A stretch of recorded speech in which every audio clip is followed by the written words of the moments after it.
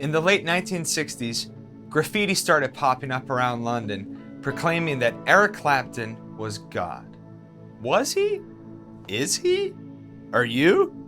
Well, around the same time, the Beatles were embracing psychedelics and traveling to India to learn about Hinduism. So, what do rock and roll, psychedelics, and Hinduism all have in common? Well, we might be getting in over our heads, but here we are.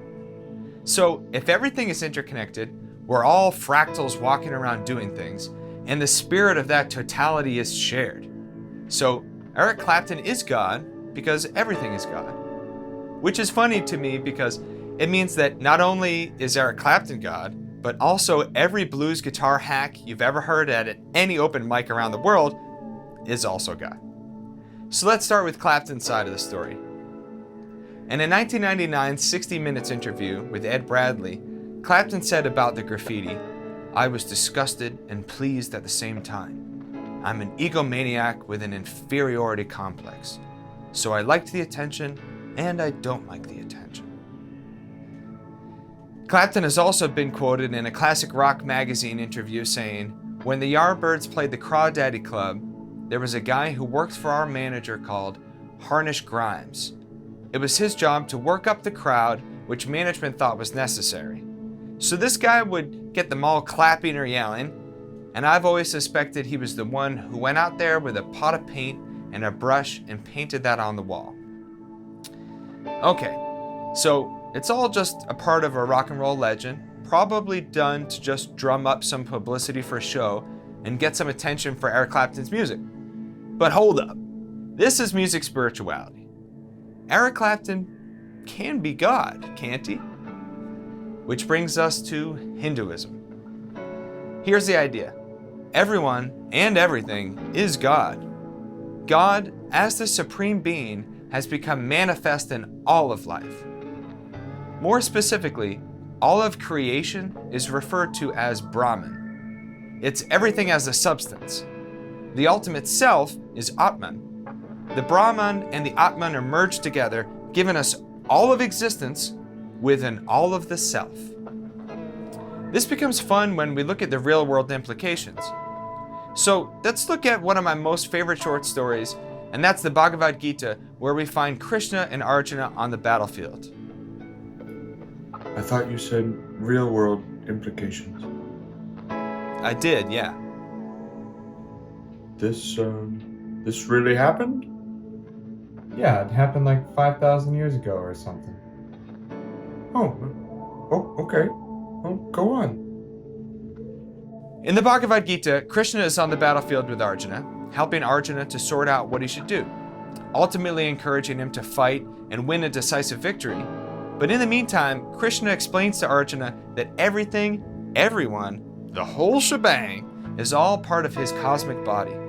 In fact, he gives Arjuna the chance to see the entire cosmic body as a whole by giving him divine eyesight for a moment, and it scares the pants off of Arjuna. It turns out seeing things in their full manifested as the cosmic happening is terrifying. People running into Krishna's mouth, dying, and all being consumed, nothing being spared. Krishna is an avatar of Vishnu and is the supreme being. He's also a tremendous flute player, which we'll cover in a future episode.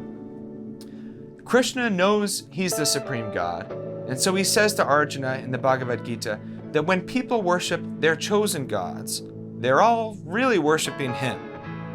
So I'm asking you this. Would this include the God of the Abrahamic religions? Is this supreme God of gods the ultimate one true God from the Old Testament? The Old Testament God gives Moses the 10 Commandments, one of which is, "Thou shalt not put any gods before me." Was that Krishna/Vishnu God saying, "Don't worship lesser gods"? Is Eric Clapton a lesser god? Is this all heretical? Oh boy, we're getting into trouble now. When I saw Eric Clapton play at Madison Square Garden a few years ago, I openly wept. I couldn't believe the actual Eric Clapton, the man, the myth, the real Eric Clapton, was playing a guitar solo right in front of me. After the show, some friends asked me what it was like.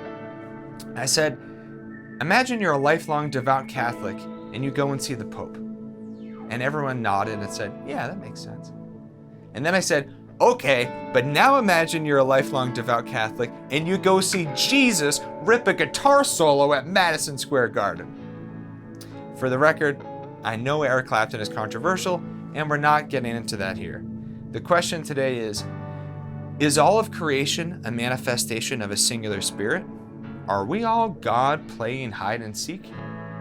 Does it matter?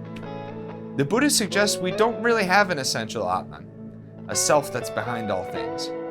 There's no self. The Abrahamic religions believe there's God, then there's us, and we aren't one and the same. But Jesus did say we are members of one another, and isn't the Holy Spirit the way to unite it all together? Oh boy, we are going down the rabbit hole now. So I have a few simple, easy to answer, back of the napkin type of questions to ask you. So please help me answer. 1, do we have a soul? Is the same soul shared by all of existence? When I play guitar, are we all playing guitar? Does God want something from me and my guitar? Do we want something from God? Are birds singing? God singing? Is Eric Clapton God? You can see how it gets complicated. The best thing is probably to get nice and quiet and go back to listening. So, I'll see you next time when we'll look at the Israelites in ancient Egypt and how the big 3 Abrahamic religions, Judaism, Christianity, and Islam, share a common musical ancestry. Till next time.